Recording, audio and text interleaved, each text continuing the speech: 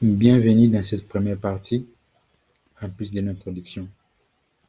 Cette première partie, qu'on nomme la théorie et les bases, sera consacrée à l'apprentissage rapide et précis des concepts de base qui vont nous apprendre à programmer en basique. Le basique n'est en fait pas réellement un langage, mais plutôt un style de programmation très simple et assez clair, sur lequel sont basés certains langages. Voilà. Nous allons ici parler de la partie script, le langage créé par Microsoft. C'est la base de ce qu'il y a à connaître pour la suite. Alors, historique et Visual Basic Express. Pour commencer, je vais vous présenter l'historique du Visual Basic. Ensuite, nous verrons ensemble comment télécharger et installer les outils nécessaires afin de poursuivre la lecture de ce cours et de bien le comprendre. Historique, naissance des Visual Basic. D'où vient le Visual Basic? Nous allons donc débuter par un petit morceau d'histoire. Le BASIC est un acronyme pour Beginner All Purpose Symbolic Instruction Code. Le BASIC a été conçu à la base en 1963 par John George Kemeny et Thomas Eugene Kurt au Dartmouth College pour permettre aux étudiants qui ne travaillent pas dans des filières scientifiques d'utiliser les ordinateurs. En effet, à l'époque, l'utilisation des ordinateurs nécessitait l'emploi d'un langage de programmation assemblaire dédié, ce dont seuls les spécialistes étaient capables. Les 8 principes de conception du BASIC étaient, je cite, être facile d'utilisation pour les débutants, beginners, être un langage généraliste, high purpose, autoriser l'ajout de fonctionnalités pour les experts tout en gardant les langages simples pour les débutants, être interactif, fournir des messages d'erreur clairs et conviviaux, avoir un délai de création faible pour les petits programmes, ne pas nécessiter la compréhension du matériel de l'ordinateur, isoler l'utilisateur du système d'exploitation.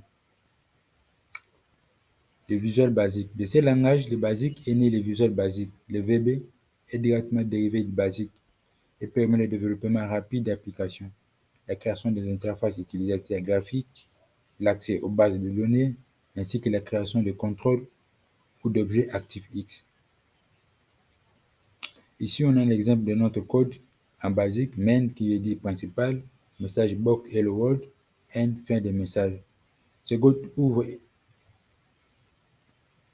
un message box, comme on dit, derrière Windows, dans laquelle il contient le message Hello World.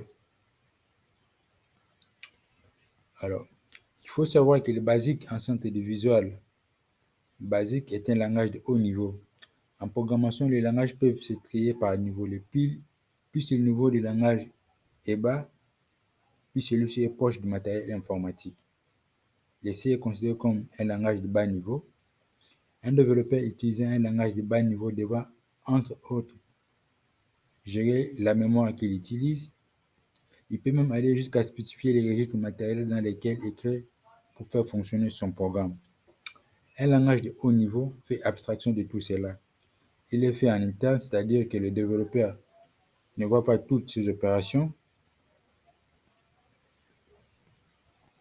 Alors, ici, on a un exemple pour le Visual Basic étant un langage de haut niveau, nous montre un peu comment on peut écrire son code.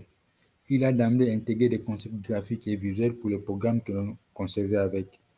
Il faut savoir aussi que les premières versions de VB sorties au début des années 1990 tournaient sous DOS, utilisent des caractères semblables à des lettres pour simuler une fenêtre. Alors, nous allons télécharger un outil Visual Basic 2010 Express.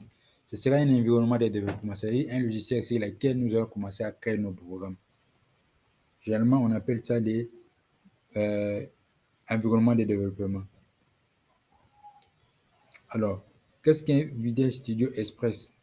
Les logiciels que nous allons télécharger, installer et sur lesquels nous allons commencer à écrire nos codes en VB ou VBNet. Microsoft a créé une suite logicielle nommée Visual Studio qui rassemble Visual Basic, Visual C++, Visual C Sharp, Visual Basic Net et j'en passe. La suite provenant de Microsoft, on peut facilement deviner qu'elle coûte une certaine somme. Heureusement, l'éditeur nous propose généreusement une version express gratuit de chaque logiciel de cette suite.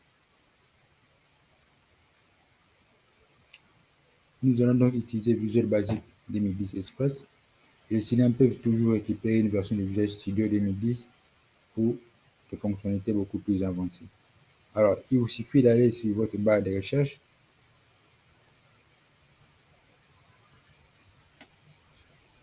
Là, on va ouvrir cette fenêtre. On tape Visual Basic Express. Voilà.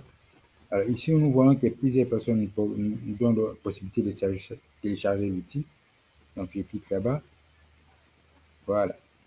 Et dans ce site ici, comment ça marche, on peut directement télécharger Visual Basic Express qui pèse 3,3 mégas et qu'on va installer, on va ouvrir pour commencer à faire du développement. Donc, dans cette partie, comme j'ai dit au début, nous allons plus présenter l'outil avec lequel nous allons travailler. Alors, comment se procurer ce outil? Allez sur la barre de recherche, tapez Visual Basic Express, télécharger le logiciel, installer le logiciel, ouvrir le logiciel de développement.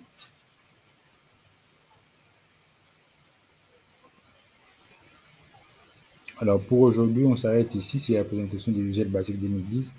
Et dans notre deuxième partie, on va voir comment procéder, comment coder en bref avec VB Net. Merci.